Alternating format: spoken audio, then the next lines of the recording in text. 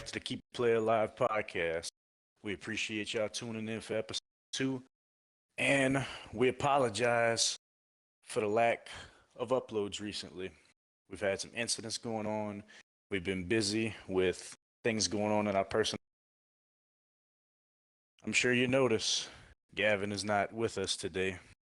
Unfortunately, he had a bit of a injury that we don't wish to speak much about, but we wishing him a speedy recovery. He should be, rested and recovered rather soon, and maybe next week he'll be on the pod with us. But yeah, we apologize.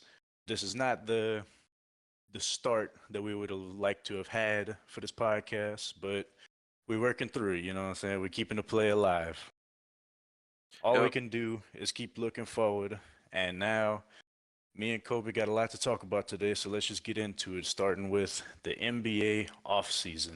Yep. Well, the offseason moves. My personal favorite part of the NBA season, besides like the Pelicans playing games and stuff, and you know, I love the off season so much, man. Just people moving around, trades. Like people say, "Oh, NBA players they ask for trades too much. They move around too much." Personally, I don't care. It's fun. The Woj bombs, the Shams fucking random at 10 o'clock. I love it. My favorite part. Um, we do have a couple of things that we could just briefly go and touch on. Since the last time we recorded, obviously the Boston Celtics won the finals. Congratulations to them. There's a there's a beatdown.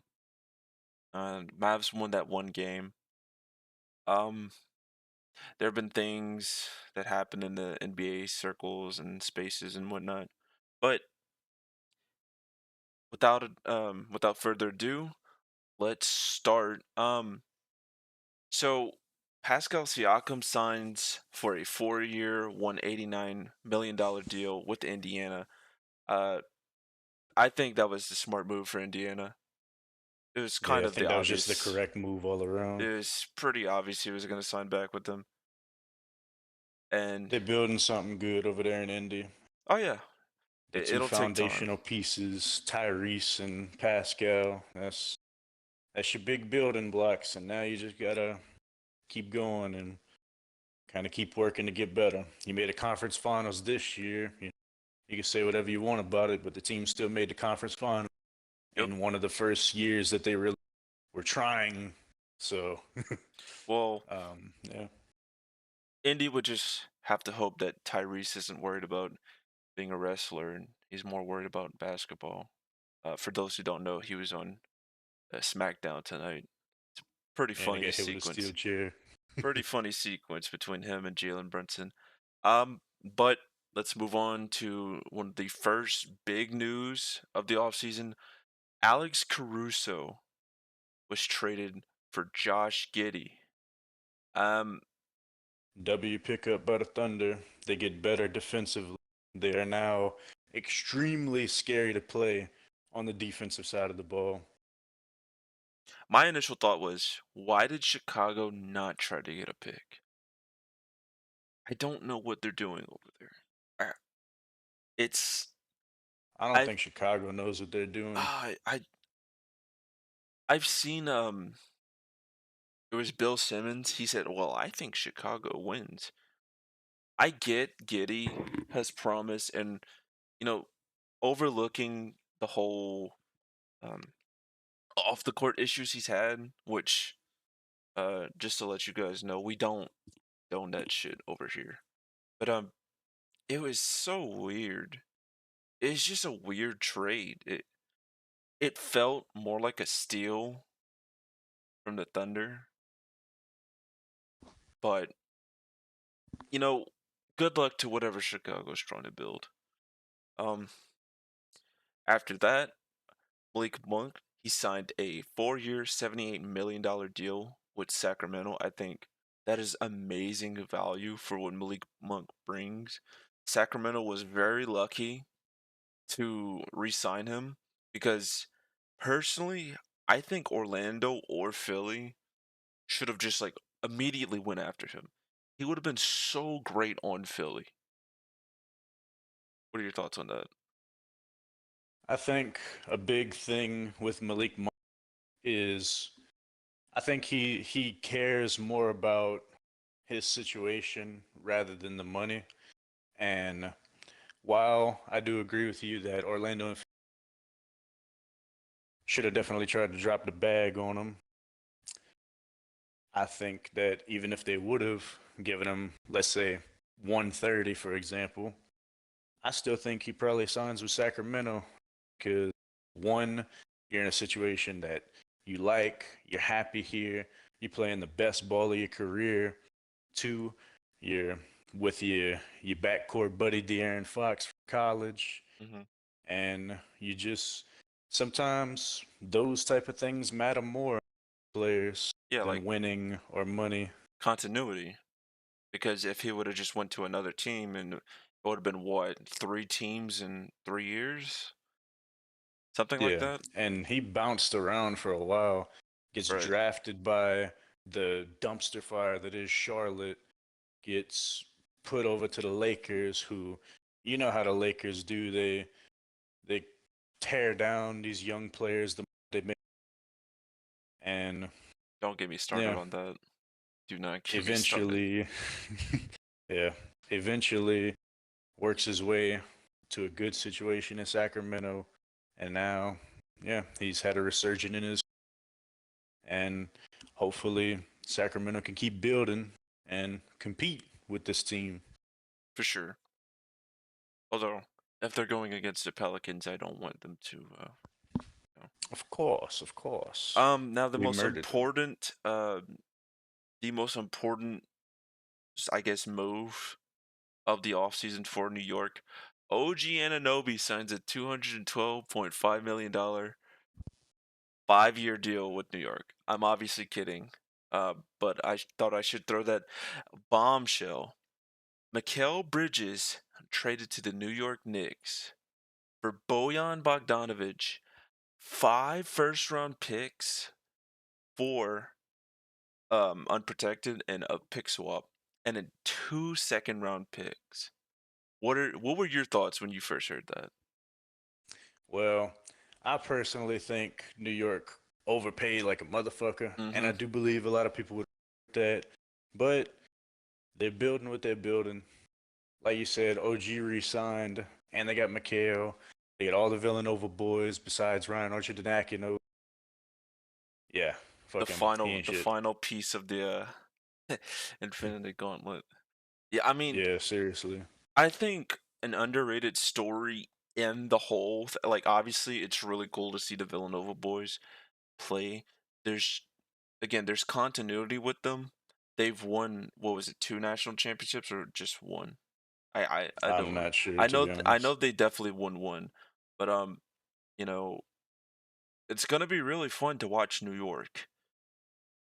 Mikal Bridges is, I wouldn't say he's definitely not a one. He's a he's an all right two, Yeah, but he's a three. In all he's reality, he's a definitely, three. yeah, definitely. The Um, biggest question mark in my eyes with New York going forward, this is a big season for Julius Randle. right. You were hurt during the offseason. Jalen Brunson was top five in MVP voting. Julius Randle is in a very peculiar situation. You have all this newfound depth at the forward positions. He kind of gets lost in the shuffle a little bit. And if he doesn't have a pretty solid season, I wouldn't doubt it if New York shops him at the trade deadline, whether it be for picks or just something to help complete the bench, Hmm. because God knows they need some help off the Oh bench. yeah, They can't have their guys playing 48 minutes a game this time.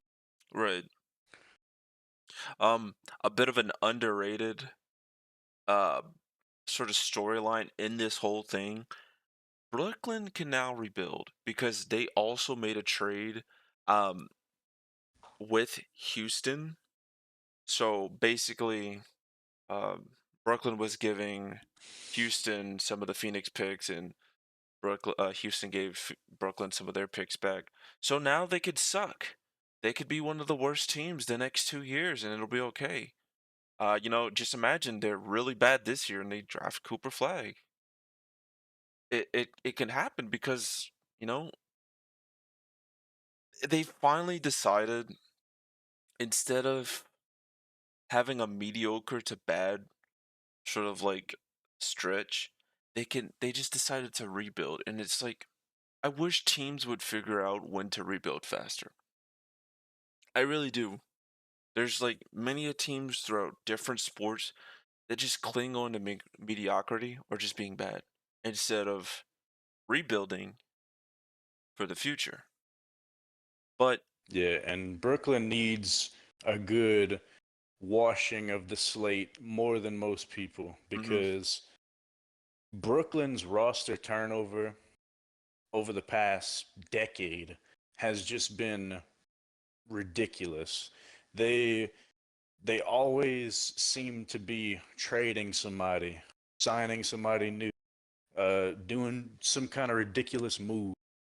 And yeah, they had the whole thing with Kyrie, Katie, and Harden. That was cool. If that would have, worked out, that would have been historical. mhm, But we all see how that happened. But right, regardless, Brooklyn, like you said, they need to stick to one thing and just it would be good. It would be great for Brooklyn to actually get some young guys that stay on the team for a while, make a name for in a Nets jersey because all of the guys who have played for the Brooklyn Nets as of the past however many years have not made that name for themselves in the Brooklyn Nets jersey. right, Every single one of them, going back to like, let's say, D'Angelo Russell, made his name in the Lakers jersey. Kyrie, Cavs, Celtics, whatever. James Harden, Rockets. Kevin Durant, everywhere else. Like, nobody that they've had in recent memory has made their name in Brooklyn. And that might seem like oh, why does it? But it kind of does. You need to have a good team that is built from within, that has experience within your system, playing in front of your fans in Barclays Center. You need that. mhm. I mean, there's Cam Thomas, which I mean, LSU boy. if he ever decides to change the way, like he's a good scorer, but he's also like he's kind of one of those players that'll go like 2 for 15 one night and then have 40 points another night. He's a walking bucket, but he's not a winner. Right. Um, also speaking of Brooklyn, Claxton signed a 4-year deal for 100 million. Personally, I was hoping the Pelicans would have got him, or I'm not really sure why they're keeping him. Again, like they're gonna be bad, but I mean, whatever.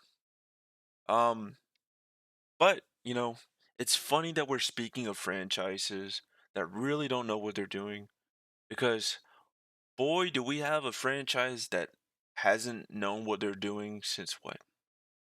The 70s? Since forever. Washington. Washington traded the only bright spot besides like maybe Bilal.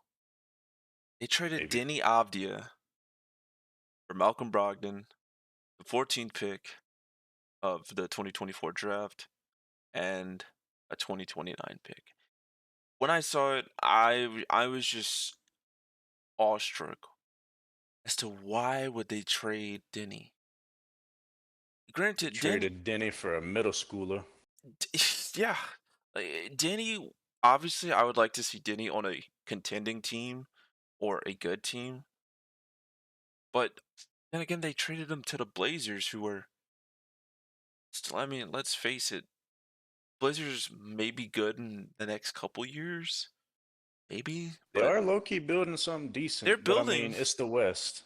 It's the West, so it's like the decent is not going to be good enough. Right.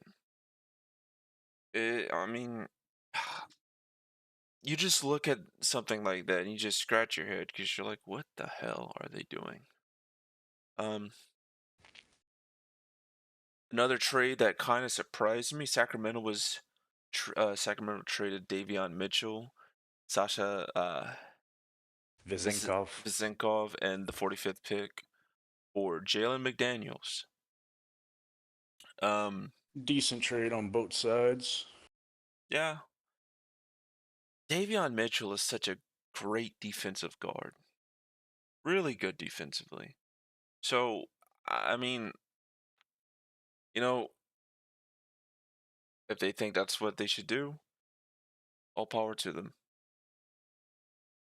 And then next up, wow, Emmanuel quickly signs a 5-year, $175 million deal with Toronto. What's your thoughts? Well, for one, we could talk about how it's obviously a lot of money for a guy like Emmanuel. But I also want to sort of branch off to this because I want to talk about Toronto for a quick moment. Mhm. Toronto, in my opinion, is in the most unique position out of everyone in the entire NBA. Okay. They kind of did the LA Rams thing where they bought all in, won a championship, and then everybody kind of dipped or got old. And that left them a shell of their former self. They've gone through a few different coaches, and now they got a really nice coach. Hmm. One of the only European coaches in the league. He's one of my favorite guys to listen to. He's got that, I guess you could call it that old school mentality, but He's got a he's one of those fire in him. guys. He's one of those guys that you would like to run through a wall for. Like he's definitely a great, and they should keep him for a while. But they just have. They've also been a team as of recently that's had a lot of roster turnaround. They signed Scotty Barnes to this huge deal. Now they sign Emmanuel Quickly to this huge deal, and you're using a lot of your money.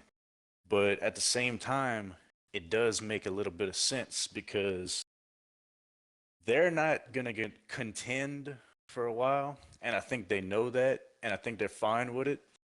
But they keep those guys around, and if they meddle around the 12 to 13 seed for a little while, they can draft some good players, build themselves up, and be one of those sneaky teams in about 4 to 5 years that comes out the woodwork and kind of like, oh shit, kind of like Minnesota basically did, where they were very low key, very quiet from like 2015 to 2020, and now they're in contention. Yeah. Uh, it's a lot of money between Scotty and Emmanuel. I mean, They're certainly not signing any big free agents anytime. no, no, for sure. But I could see the vision. I don't know if it was. I could definitely see the vision for Scotty because Scotty is either a decent one, but a very good two. Like he's definitely going to be like a really good duo for someone. That He's got the power of the autism within him. oh God, I can't. We can't say that. Um. All right, let's branch off to the Mavericks. This was a no-brainer.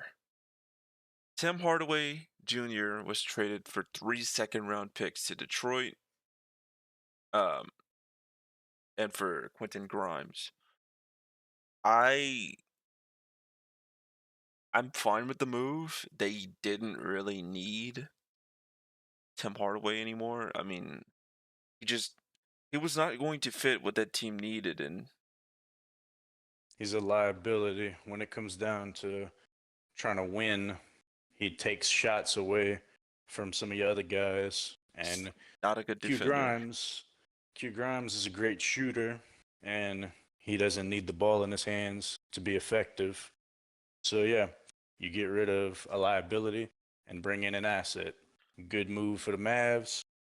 Just another day in the life of a miserable Pistons fan. um, last little tidbit: we have the Hornets waive Seth Curry. Some team's gonna pick him up. And Yeah, the bombshell for today, at least, Magnus. We're both we are both Pelicans fans. Um, this team means a very lot to happy. us. DeJounte Murray was traded to New Orleans for Larry Nance, Dyson Daniels, and 2 first-round picks. I believe. Actually, let me see. I don't know if these first-round picks were our own. I don't think so. I Um, know we had that Milwaukee pick, and I think we had like a Phoenix pick or something like that. it was first-round pick from the Lakers, and it was a 2027 first-round pick, least favorable of Bucks and Pels, and it's wow. So yeah, we finessed them. I mean, we give them Dyson Daniels, and he's fair compensation along with those picks and Larry Nance. But yeah, I do believe Pels won this trade Mm-hmm. because we're trying to get in this win now mode. But it is decent stuff for the Hawks.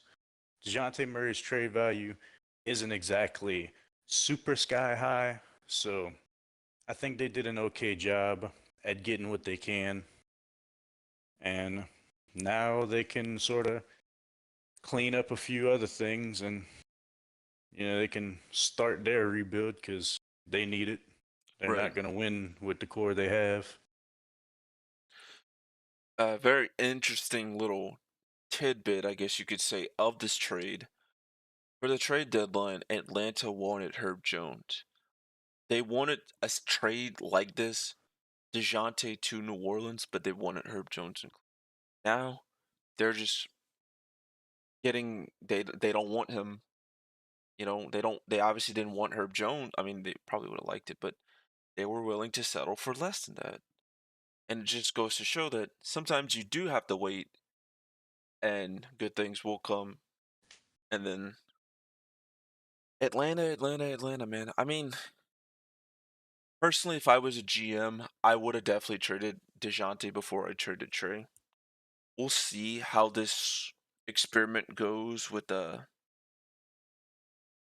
I can't really pronounce his last name. Ricochet. Ricochet. Ricochet. Yeah, we're just going to call him Ricochet. Um. All right, folks. And the last little bit of news revolves around coaches. Monty Williams was fired. He will be sitting on his couch at home, getting paid millions of dollars. Must be Collecting nice. crazy money. Crazy. Monty, if you're watching the podcast, buy me a sandwich, bro. Like, Shit, you got the money for pay it. my bills, man. Pay my Yeah, bills. like you Just for ain't a couple doing nothing, months. bro. Like, come on, Couple fund the months. podcast. Please, please, Monty. We will gladly have you as a guest. You could be a co-host if I you want. loved you when you was a coach for the Hornets. You led us to a lot of successful seasons. Now you getting your bag, so give us some in return. Trickle down economics. JJ Redick was hired. Personally, I hate this for JJ because he's going to be the scapegoat by the end of the season.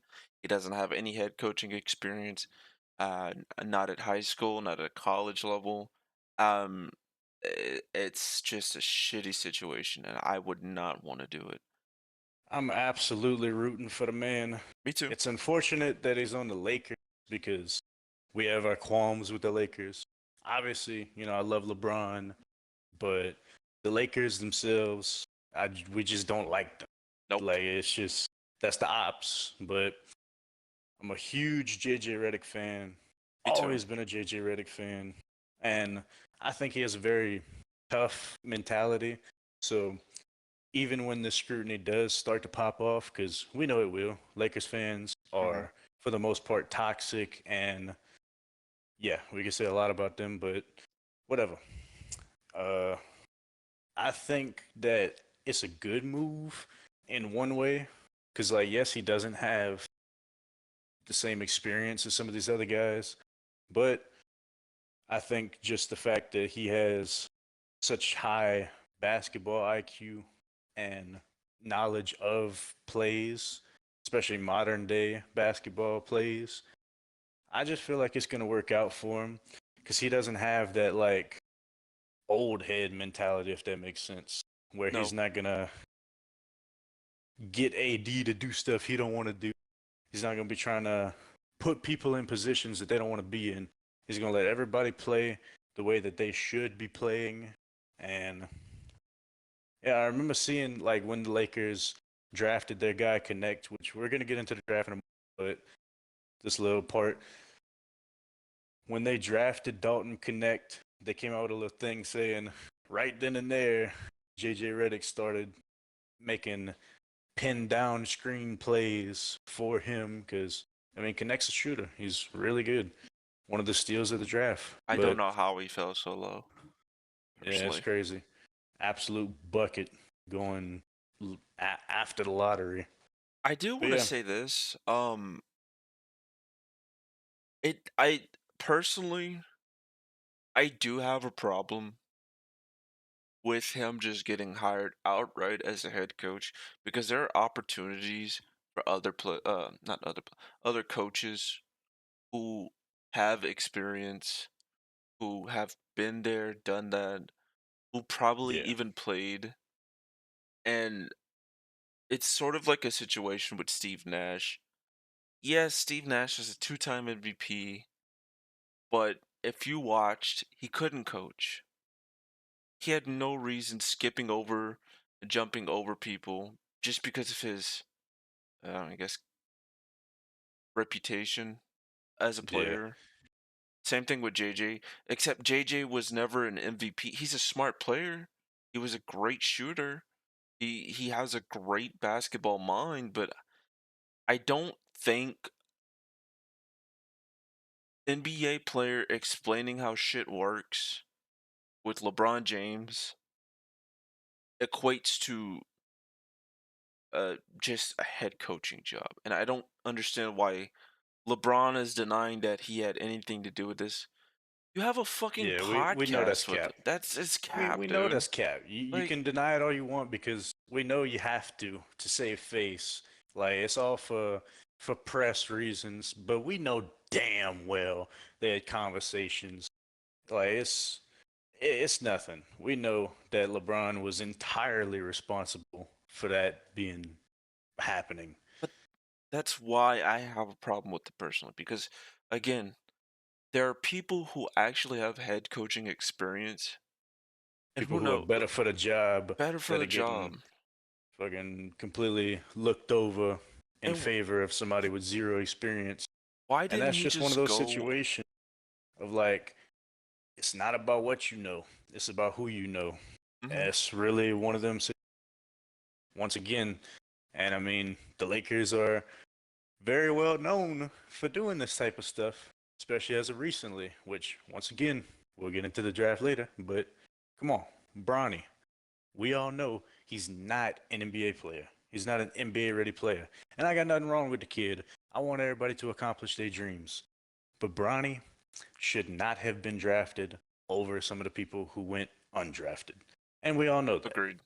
We'll get to that whenever we get to it. Um, we do have a few more things I want to talk about with the coaches for free agency.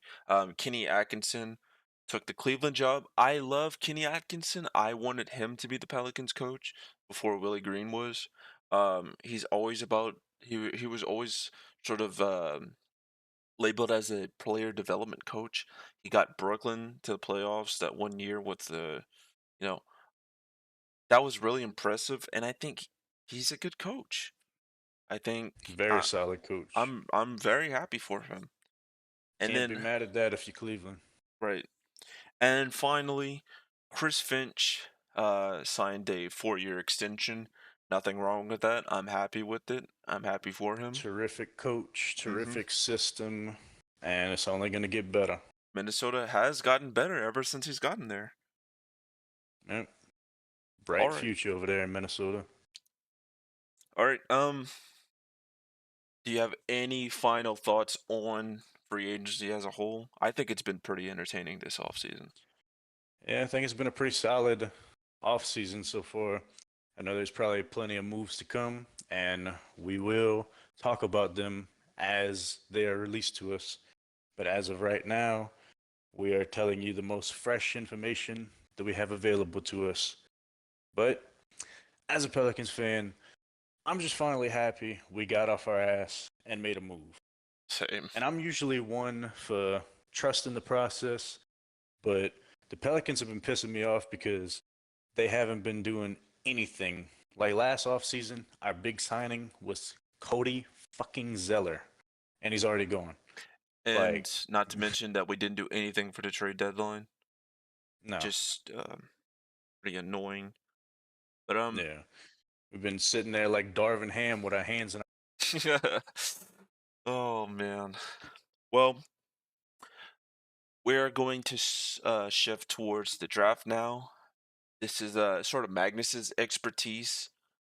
He's a really big supporter of this draft this year. You want to get into that, Magnus? Yeah, so I I want to say that for all the people out there who's saying that this draft class sucks, that it's trash, they don't know nobody in it, No hype. tough luck. I mean, look, I understand.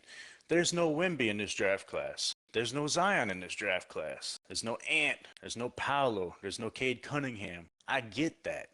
It's very valid point. But just because there's no superstar big names in this draft doesn't mean that it's not a good draft. And to be honest, all the people that say in this draft class sucks, you're kind of just calling yourself out as a non-ball watcher slash enjoyer.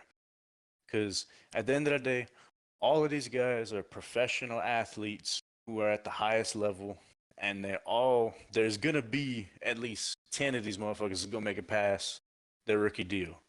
But anyway, I look at this draft class very similar to the 2006 draft class. I've talked about this before, but we look back at 2003. Braun, Melo, D Wade, Chris Bosh, all these different guys. One of the best draft classes in history, if not the best. 2004, that's the Dwight Howard year. 2005, you have Chris Paul and all of them guys. And so, star power after star power, all of these Hall of Famers coming into the league. And then you get to '06, and the number one pick is Andrea Bargnani. And probably the best player to come out of that draft was Lou Will or Rudy Gay. So, not exactly the greatest draft class, but if you look back through the names that went in that draft class, very solid majority of them had long NBA careers. Decent amount of them won stuff in their career. And it was like the role player draft, which you need that every once in a Mm-hmm. while. We've had these big superstar filled classes recently, and you need a role player draft every once in a while. This is very important for the I don't know the word for it, but it's very important for the league because not everybody's going to be the greatest player of all time. But a lot of these guys are going to make more money than we'll ever touch, and they're going to do very good things on the court. Mm-hmm. But I could talk about all that for a while. We need to get into the actual picks, and what better place to start off with than the number one overall pick, Zachary Ricochet. We don't I'm know how to looking at it pronounce his now. It's obviously I can't. Ricacea. I'm gonna say Ricacea. I know that's probably not how you pronounce it. It's a it's a French name, I believe, Yeah. which I should be able to pronounce it Risache. because I am French. Risache, I think. Reese's Puffs. Reese's Puffs. Reese's Puffs. Yep. Personally, So I think that he's a good player. Well, I'm gonna say he's a great player. Very athletic, long. He's gonna do good things on defense. I believe he has Jonathan Isaac type of potential, maybe even higher. But to be a number one overall pick, I don't believe so. I personally believe they should have went with Alexander Sorr, hmm and I mean, it is what it is. I don't think he's a bad fit, but he's an interesting fit when you already have Jalen Johnson, when you already right, have Clint Capella, Onyeka Kongwu, and I think they should have got Sar to replace Capella because Capella's getting up there in age and he's not really fitting their timeline. So I think they should have got their future big man. But agreed. we'll see how things go. I might eat my words in a year's time. He might win Rookie of the Year. Who knows? But what were your thoughts on that? Um, I thought it was going to be Alex Sarr. I've heard that it was going to be Ricochet towards like draft day. It just goes to show how unpredictable this draft class was. Um, Again, I haven't watched him. I know nothing. I know he's a wing. I know he's athletic, and that's about all I know. Um, from some of the draft people I've been hearing, they're not really on board with the move, but um, I forgot who I was listening to. They asked, do you think he turns out to be like Trey Murphy? And one of the guys was like, yeah, no, no. So I personally don't have any um expertise in this draft. I know there are a few guys who I've watched who are ballers, but yeah, we'll go on to the second overall pick, who was Alex Sarr to the Wizards. I think that is a great pick to an unfortunate team. And all I know is Tyus Jones, if he doesn't get moved in this offseason, is going to have a field day with a guy like Sarr on the team. They obviously miss Daniel Gafford, but they immediately replace him with somebody who I think has the upside to be better. And maybe Washington can get their shit together one day, but for now, they get a future cornerstone of the franchise, Alex Sarr, terrific pick. Like I said, I think he should have went number one, but he's going to be very good for Washington if they can pair him up with some other type of talent. And yeah, that's all I really got to say on the matter. Okay. And I guess we can just keep going kind of down the line a little bit Yep. till we get to around like the 10th pick, I guess. So, with the third pick, the Rockets select Reed Shepard. And I don't think it's a bad pick, but I don't think it's a good pick He's a good because shooter. the Rockets are very guard heavy already. You hmm already got a lot of guys, a lot of mouths to feed. And yes, like you said, he is a good shooter. He's not going to need the ball in his hands all that much in order to be effective. But if I'm the Rockets with this pick, I'm probably looking to get sort of a backup center behind behind Shingun. I'm looking at Klingon because they had talks of him going number one. He fell pretty far, Yeah. in my opinion. But if I'm Houston, I'm looking at Klingon or maybe even Ron Holland. I think Ron Holland could have been a decent fit, but I mean, only time will tell.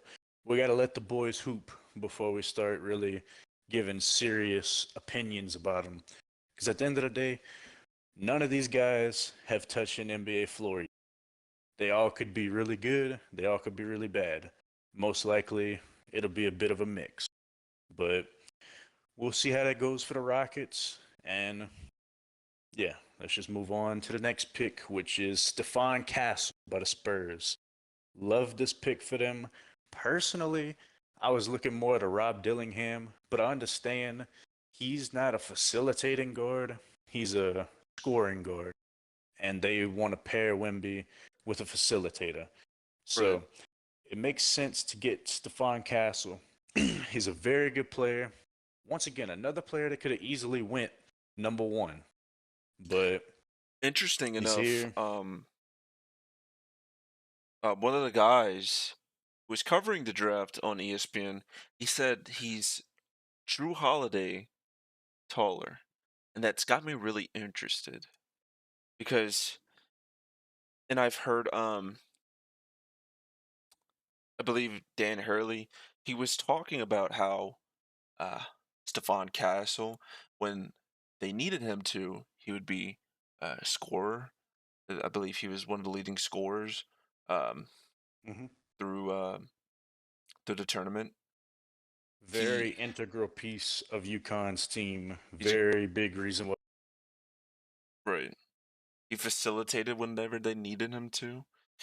It's like he understood his role and what was needed to be done, and he executed that. So that's really good for a player. You love to hear that. Ready to make those winning plays Hmm. whenever necessary. And yeah, I do like the Drew Holiday comparison. Only time will tell if he'll be able to get to that level, but the future is very bright in San Antonio, and I do believe it's only going to get brighter. Great pick by them. Now, I guess we'll move on to the fifth pick, which is Ron Holland. Is one of my personal favorite guys from this draft. I think he has some of the most upside.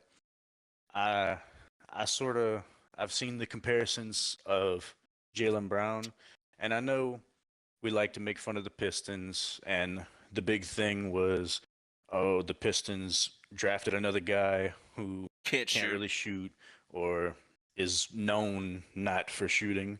But I think this is a good pick because he gives you a forward to put in between Cade Cunningham and Jalen Duren. He puts you in a good spot to where now you have players at every part of the court that can hoop. And I feel like this pick has very good upside, and we'll see what happens. Because I mean, it is Detroit, Hmm. but Ron Holland is a very good pick. Now on to the number six pick from the Hornets. Let's see how we pronounce your name. Tejane Shalon. I don't know who you are, brother. I wish you the best of luck. I hope you make a lot of money. I hope you have a very prosperous NBA career. But I don't know who the fuck you are. I And I don't don't. know why you got picked over Rob Dillingham, over Donovan Clingan, over Zach Edey, Matas Buzelis, Kola Topic. When I saw they announced him, I was like, "Who?" And Who? I, I've seen like um I try looking for highlights of him, and I just again that's not how you really judge a player, but I'm watching them, I'm like, huh? Like I just I don't get it. I don't what is Charlotte doing? What are they doing? I do, in fact, believe Charlotte is doing it on purpose at this point. Like, there's no way you run a team this bad for this long. At this point, they gotta be doing this on purpose. It's very mind-boggling. Again, people are I'm not gonna say people, but I've heard a few things. They're trying to make this like a project pick, sort of like similar how Giannis was, but I just I don't know. I don't know. I don't really know. I don't I again I don't know. I don't know who he is. Call me a casual. Um Hmm. but I don't get it. But you know, Yeah, I mean, at the end of the day, it's, there's always a chance that he comes out, he proves himself, and all of a sudden, in a couple of months, we're eating our words. oh yeah, But only time will tell. Maybe the Hornets know something we don't. But like you said, it's probably just a project pick, kind of similar to how Denny Avdija was a few years back. And he turned out to be nice. I uh, think he still has plenty of upside. And uh I mean, we'll see, like I said. But Charlotte as an organization is just a dumpster fire. Like we could go on for a while about that, but they're one of the worst ran organizations in all of the major sports. And that's saying probably something. the worst. Somebody said he was a Probably. somebody said he was a 2K auto sim draft. Oh my god. Yeah, I've seen that. It really does sound like an auto. I feel like I've definitely had him in one of my roads. And we'll move on to Charlotte because I don't want to get a bad juju. Spurs, they drafted Rob Dillingham, but they traded him to Minnesota, which is very interesting. I think Minnesota did some highway robbery, that one, and I think he's the perfect player for Minnesota because you have very good guards to learn from. One, you have a man who is currently in his prime, playing some of the best basketball in the league, spoiling NBA fans with his athleticism, his IQ, his leadership, and his name is Anthony Edwards. This man, he's gonna win a championship. I'm calling it now. Some point in his career, this man will win a championship, and yeah, but he gets to learn from none other than Ant Man himself, and he's gonna play alongside him for a good majority of the the time because Mike Conley's probably gonna start, but I could see this guy coming right off the bench in kind of that Lou Will role, and that is who I compared him to in my like kind of pre-draft analysis. I Hmm. compare Rob Dillingham a lot to Lou Will, and it's mostly because he's shifty, he's a bucket, he's got that mentality of that like I don't care where I'm playing, I'm gonna get a bucket. I don't care who I'm going against, I'm gonna get a bucket. He's got that heart over height about him, and he's probably my favorite player from this draft. I've been keeping up with him for some years now, since he was in high school, and he's just a very good pick for the Timberwolves. He gets to learn from, like I said, but not only him, but veteran Mike Conley, who can probably teach him a thing or two on the defensive side of the ball. And I just think there's no better place that he could have ever possibly ended up, except for maybe Golden State. But even then, I think this might even be better. But yeah, I Uh, guess we'll move on to, unless you got some stuff you want to say. um, no, I mean, one of the players I've heard about is Rob. I heard he was, I've seen some of his clips. He's pretty good. He didn't have the greatest game. Whenever they lost, they got upset tournament. But the the Memphis Grizzlies selected Zach Edey right after Dillingham. What's your thoughts on Zach Edey? I love the pick for the Grizzlies.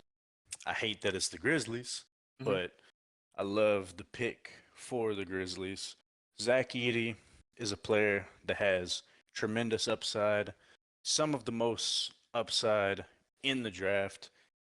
He's not a very mobile big man, but he's 7'4". You don't get guys like that often.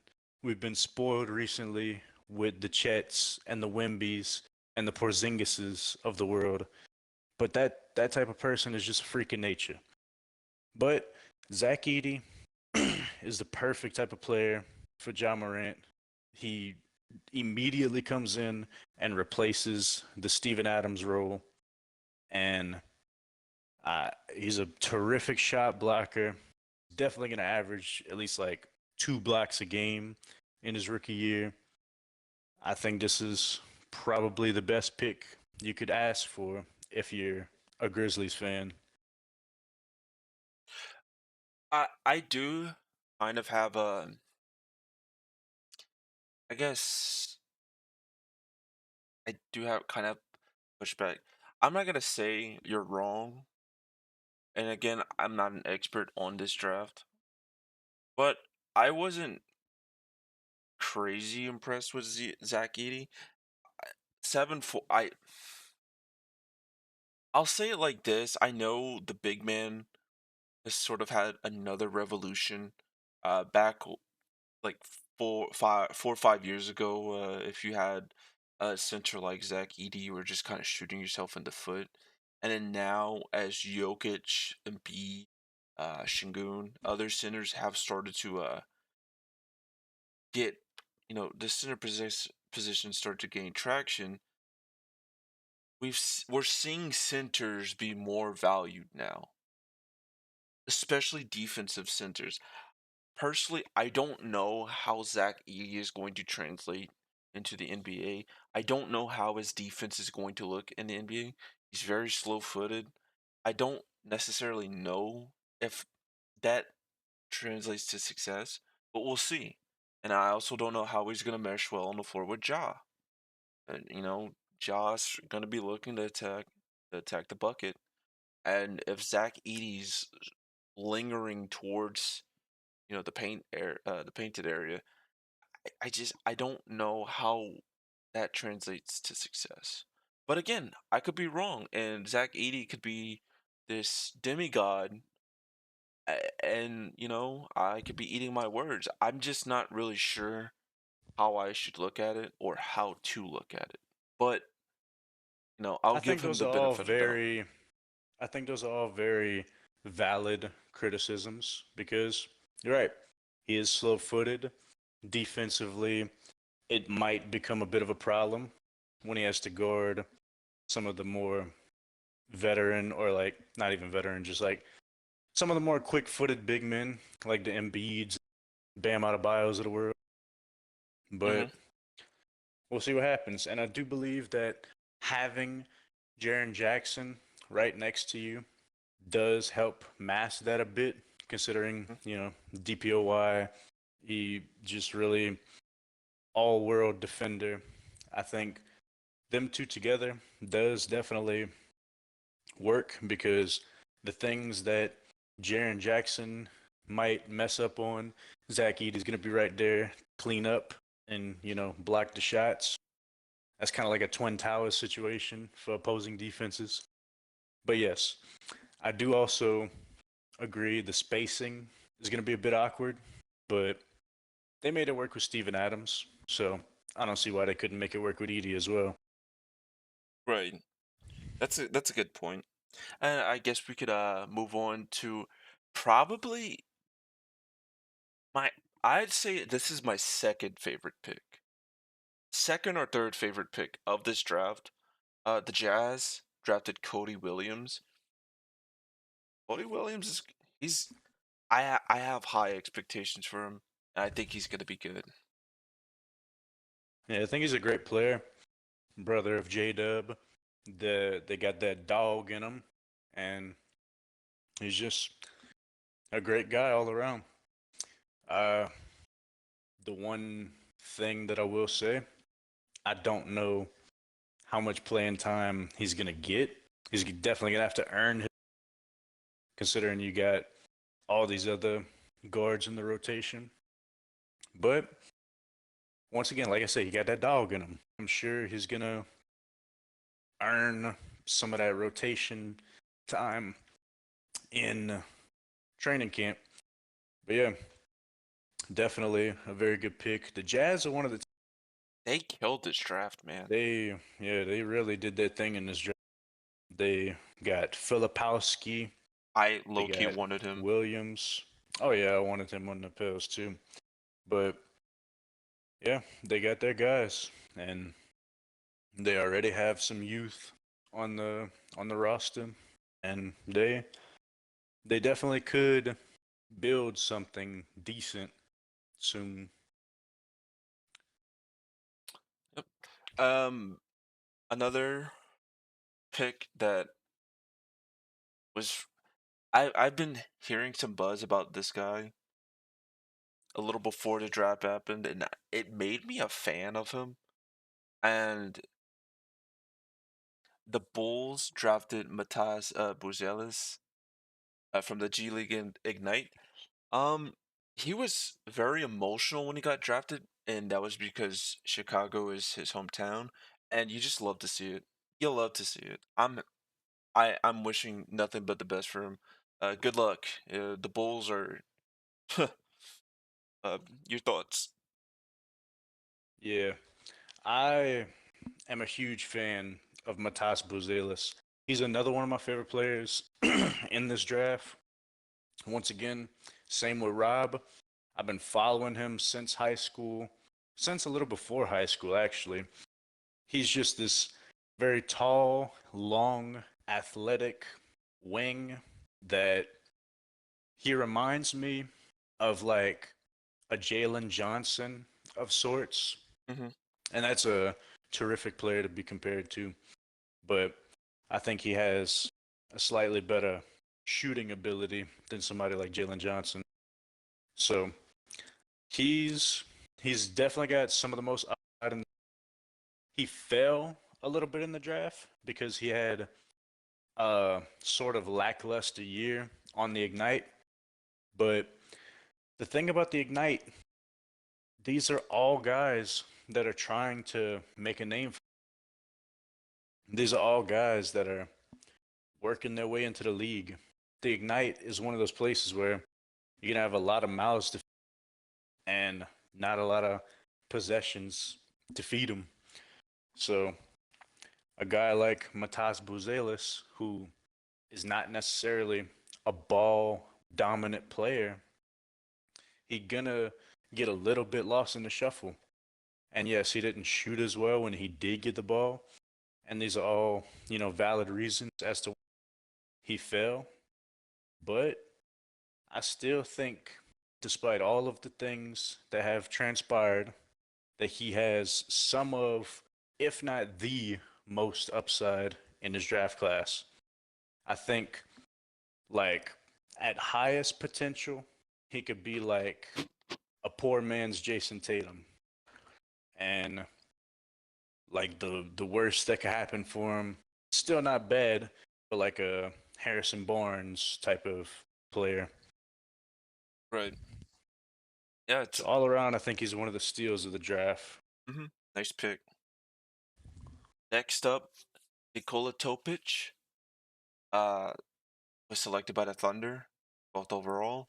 Uh, man, Jokic, Jovic, Topic, all Nikola. God damn. But this is someone the Thunder. This is the kind of player the Thunder like. You remember whenever they drafted uh Pokachevsky back then. Yeah, They love the sort of bigger guards who can ball handle. They like Shea. They liked Giddy. I I'm fine with the pick. yeah. I think, like you mentioned, Giddy. I think he's the immediate replacement for Giddy. I mean, obviously Caruso's most likely going to be in the starting spot, but they immediately get a player like Giddy, who's probably going to be better for them than Giddy. Uh-huh. And yeah, I just think that's a terrific pick for the Thunder. They get even better. I mean, the Thunder are the Avengers at this point. They're the team, they're one of the teams to beat on your way to a championship without a shadow of a doubt. Yep. And then the I Kings think we can drafted. skip a few picks because I mean Devin Carter cool, but like Yeah, I yeah. think we can skip a few picks. We'll talk about Miami getting Khalil Ware from Okay. Indiana. I like Khalil Ware. I think he's one of the best players that you could have put in a Heat jersey in this situation. He's a good backup to Bam Adebayo because Thomas Bryant's cool, but he's not a permanent solution to their lackluster backup big. Whereas Khalil Ware has plenty of upside, and he's not going to need to play a whole lot of minutes, but in the minutes that he will play, he's going to be backing up one of the better bigs in the Eastern Conference. And like I said, he's got that dog in him. He fits Miami bill very well. I watched him play a little bit this season. He is magnificent. He very much belongs where he's at. He's a good pick at 15. And yeah, Miami did their thing with that. When I saw like some of the stuff and the stats, I was so jealous. I really wanted the Pelicans to draft him. I was like, no. But, you know, having pick 21 is kind of a pain in the ass. Um, I'll gladly talk about and bring up this next pick. Jared McCain. I love Jared McCain. He's a great shooter. He's he's such a fun player to watch because again, I'll say it again. I am draft class. I'm not really a big college watcher, but I've been watching some of Jared McCain. Immediately my favorite player in this draft. Uh, and oh he's zesty. It's just a bunch of insecure men worried about what another man's doing. It's I knew you were gonna childish. bring that Grow up. up. Yeah, I'm definitely gonna bring it up. Is it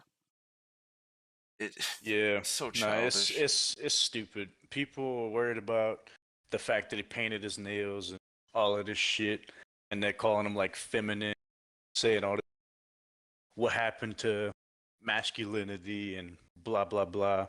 It's like, shut up. Y'all just mad that this dude is about to make millions of dollars to hoop. And yeah, it just comes from a place of jealousy, envy, insecurity, and just being stuck in the past. But Jared McCain, great hooper. You know, Duke builds him right. Hmm. Duke always comes out with these banger players, and I'm sure Jared McCain is going to be nothing different. He he gives you that energy. Any team wants a guy like Jared McCain off their bench to give that sort of spark in the locker room. I'm sure him and Maxi are gonna get on very well. They're gonna be very good friends, and that locker room should have a nice burst of chemistry coming from McCain. Yeah. Again, not much else to say. My favorite player of this draft. And would you like to go with the next pick? Yeah, we'll get into it. With the 17th pick, the Lakers draft possibly the biggest steal of the entire draft, Dalton Connect. We talked about him a little bit earlier, but yeah, he, if I'm not mistaken, was the leading in the country for Tennessee and led them to, what was it, Elite Eight, Final Four, something like that. Yeah. I believe it was one of those. And considering he didn't have a whole lot of help on that team, you gotta like that. That's very, very good. And I think he fell a little bit further because I think Age. teams didn't, yeah, they didn't know how much they trusted somebody of his age to continue to develop. But I mean, at the end of the day, to be a leading scorer in something as intense as college basketball, you have to be good in one way or another. So I think the Lakers get an NBA ready guy to pair alongside LeBron and AD. You know, once again, like we said, JJ Redick's already making plays for the guy. So, One you know, little negative in I guess my opinion. I really don't like that idea. These teams really need to like decide what the hell they want to do with the first round pick. Do you want to just constantly trade the first round pick, or do you want to carefully dissect every little thing? And oh, if he's too old, we can't draft him. First of all, if people obviously say this draft is not star-studded like drafts before, so why not take a chance? I don't get it. He's NBA ready. He's a good shooter. He was leading scorer for his team. Uh, I believe he was all SEC. Uh, can can they just decide how they feel about first round picks? There's a little rant right there, but uh, there's there's obviously more players, but this pod is already an hour long, and we do want to kind of get to our guys. At number 21, the Pelicans drafted Eves Eves, Misi Missy, from Baylor, kind of filling what we needed. He's definitely a high energy big man, very athletic, and block shots. Uh, kind of fits what we needed. So if the Pelicans decide to um, go all in this offseason and draft somebody, not draft somebody, get somebody in free agency like a Jared Allen, he could learn under Jared Allen and be a good backup. yeah, I think it's a solid pick. Like we said, pick 21, you don't have a lot of options. Personally, I would rather Filipowski Me too. for the upside, but I'm also happy with this pick. He's 6'11. He's got, I don't remember what his wingspan was, but he's athletic. He's kind of, you can compare him to like the upside of Bam Adebayo. Good shot blocker, very athletic. I think he's going to fit well alongside Zion and now his new teammate, DeJounte Murray. Lob I City, think bitch. the the pick and roll this year for the Pels is going to be as good as it's been in a long time. Agreed. And hopefully Eve Missy is a good guy. It's hard to judge these guys on whether they're going to be good or bad without them having played a moment of NBA basketball. Hmm. But personally, I had never heard of the guy when we got him, but I seen a couple of clips.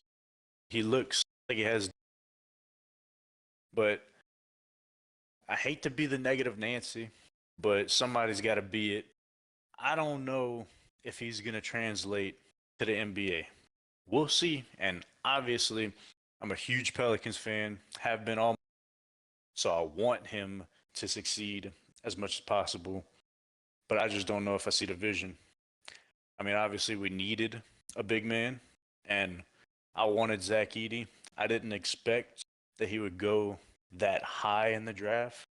I thought he might even fall to the second round, but we don't all get what we want. And at the end of the day, we did a pretty good job with that pick. I give it about a solid B. Yeah. Um. Let's just hope he plays well. Um. A few more names. The Jazz drafted Isaiah Collier. The Jazz also drafted Filipowski. Again, they went crazy this draft. Um. Is there anyone else you wanted to get to before I get to Antonio Reeves?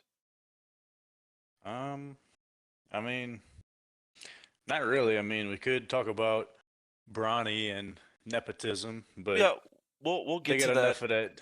They got enough of that content in the Yeah, world, and I don't really feel like being overly negative about a kid.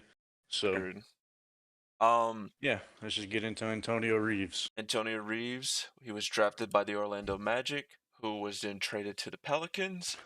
He shot 44% from deep on 5.7 attempts per game. It was all SEC. That's really, really promising. But I do have a little bit of pushback. We want a guard who's a facilitator. Um, and obviously stats don't tell the story. He averaged 20, which is good. 4 rebounds for a 6'5" guard. You could ask for a little more, but I'm not worried about it. 1.6 assists in 31.5 minutes. I don't really agree with picking him, but it looks like just one of those picks was like, man, it looks really good. And if you draft him, looks really good. But we have Jordan Hawkins. We have him. Who knows if he's going to actually play? We have Trey Murphy. We have CJ. Herb is shooting really well. Matt Ryan. Matt Ryan. We have a lot of shooters. We don't really need a shooter. We need guards who could facilitate. Yeah, and I mean, at the end of the day, I don't think he's gonna get a whole lot of PT. He's one of those guys that's gonna be very deep in the bench, and I believe he's just gonna be like kind of a injury replacement, sort of like insurance. If say Hawk goes down for a little while, or whoever the case may be. But yeah, I don't think he's gonna get pretty much any PT this year, if I'm being honest. Second round picks don't normally get a whole lot, especially on deeper teams like New Orleans. Right. But he's a solid pick. You know, you do what you can. You're not gonna get a facilitating guard in the second round, at least not most of the time. Yeah. I I, I agree with that. Um, and then finally, Lakers draft Bronny James. Again, we're not really gonna get into it. We're not gonna be negative. I do want to add that I do feel bad for Bronny because a lot of the spotlight is on him, and it's not really his fault. And there was a little article going around that Rich Paul was calling teams not to draft him, or else he was going to go play in Australia, which it's very shady, and I don't really care for it. And I think it just adds more pressure and attention on Bronny, who is just trying to make it to the league. I think he should have stayed 2 years in college, but again, you could say it's nepotism. You could say, well, he earned it. You could say in between. I'll say we'll see.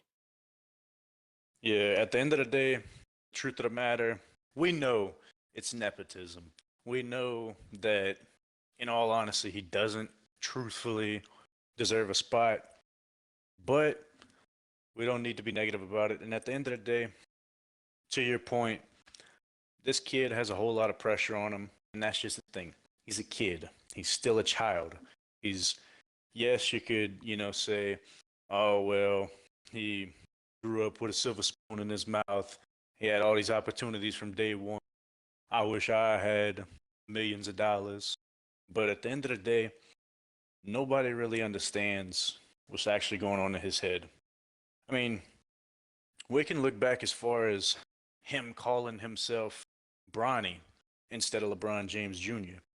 It's so obvious when you take a step back and look at it from a human aspect that Bronny wants nothing more than to make a name for himself. Because at the end of the day, he knows that pretty much no matter what he does in basketball or in pretty much any aspect of life, he's always going to be known as just LeBron James's son. And I don't think that's what he wants for himself. He wants so bad to try to make a name for himself. And just be great. And so we wish the best for him in LA. We hope that everything works out and that he doesn't get scrutinized too much. But we all know it's gonna happen. He's playing in fucking Hollywood. Pretty much. He's like this is the most drama filled player that we've had since the whole Ball brothers situation. Mm-hmm. And so I just hope that his mental health stays good. Because at the end of the day, that's more important than all of this shit combined. I just hope that his mental health stays okay and that he can end up making a name for himself, whether it be in basketball or in some other aspect of life. But I guess we can transition into one final talking of the winners of the draft. And I'll let you go ahead and say who you think are the big winners of this draft. And then I'll say mine. Um, Obviously, I think that the Jazz, of course, without a doubt, it's them. They're the best. They hit the draft perfectly. I do also think that um Sixers getting Jared McCain, yeah, it really good pick, really good pick. And I think the Spurs too. The Spurs getting Castle. But I'm not gonna say like that. That's really gonna define. We'll see if it defines their season. But you know, and what about you? I have the Timberwolves as my number one winner, Hmm. mostly because yes, the Jazz, I put them in my number two spot. Uh, the Jazz hit more picks, but I think the magnitude and impact that Rob Dillingham is going to have for the Wolves is more than any of these guys are going to have for the Jazz, at least this season. That's fair. That's fair. But yeah, I think Rob Dillingham going to Timberwolves is just so exciting. And I'm not a very big Wolves fan. Not say I'm not a big Wolves fan, but like they're kind of one of our, I guess you could say, rival teams, but not really because they're in the West. And I'm a Pelicans fan above it all. Hmm. So all of these really good Western Conference, I'm going to kind of root against them. Yeah. But as a basketball fan, Rob Dillingham going to the Wolves is extremely exciting. And in my third place spot for the winners of the draft, I went with the Lakers because at the end of the day, they got out of there exactly what they wanted. They made LeBron happy. They made history with getting, Bronny, getting that done. And they get a really good player in Dalton Connect, who has very good upside to be, say, like a Franz Wagner. Yeah, I think that the Lakers getting Connect, it's it's definitely good the way their season and how they want it to turn out. It's a really good pick and it fits what they want. Absolutely. All right. All right, folks. That was the pod. Again, we're really sorry about the lack of consistency these past couple weeks. Um, Personally, I've this podcast does mean a lot to me, and I do want to focus on it more. Again, I have a job. I work third shift, so it's really hard to record during the weekdays. Um, we all have personal lives, but we're gonna try to record every Sunday and upload on Monday. Um, we're gonna try to improve things. Yes, we're still in the very infancy of this podcast. And once again, we cannot thank you supporters, you listeners enough sticking with us through this. And you guys are the entire reason that it's even possible to create a podcast. So at the end of the day, we appreciate y'all for thugging it out with us. We're trying our best to work within the boundaries of our personal lives because all three of us have drastically different schedules. We have drastically different things going on in our personal lives. And we're just trying to keep the play alive, man. Yep. We're just trying to do what we can with what we got. I can see in the part of that my mic's lagging. That Oh, sucks. it's fine. Again, we'll have like a better setup. Currently, I'm the only one who has a PC, and that's how I'm really sort of the editor behind everything. Um, but we're making do.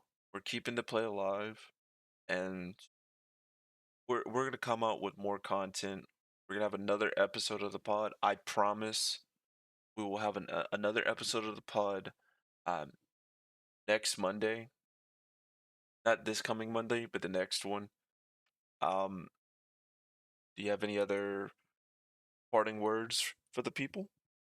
Yes, I have a few things I'd like to say before we leave. One, once again, we dearly miss our friend Gavin. We can't wait to Right. have him back, and it's gonna be great. We all have a very positive mindset, looking forward towards the future of this podcast, and the main goal that we're currently striving for, find consistency. Like we previously stated, schedule has been the biggest conflict of interest within the creation of this podcast. But no good thing ever came easy, and no easy thing was ever good. So we just trying our best to keep the play alive, get those gritty yards, and we gon' we gonna get this, man. I would like to announce for the end of our episode that I have an album coming out tomorrow. And this is my first studio album that I ever make as a as an artist. I'm not gonna say a professional. I'm not getting paid for it, but as an artist, this is the first time I ever sit down and create an actual project. And to say that I'm humbled would be an understatement. I am so very excited and happy to be able to put something out like this. It's not perfect by any stretch of the imagination. I don't have a professional studio to go to. I don't have equipment.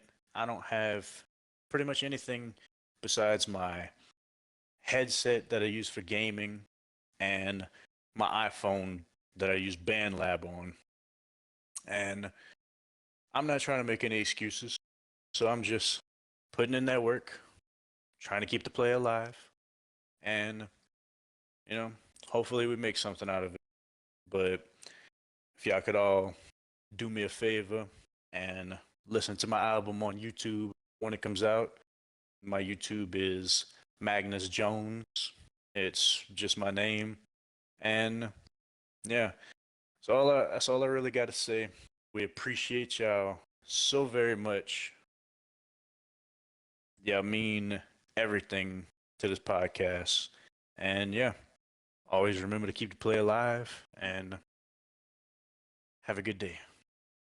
Thank you, everyone. Again, don't forget to check out Magnus's album tomorrow. Uh, keep the play alive, and we love you.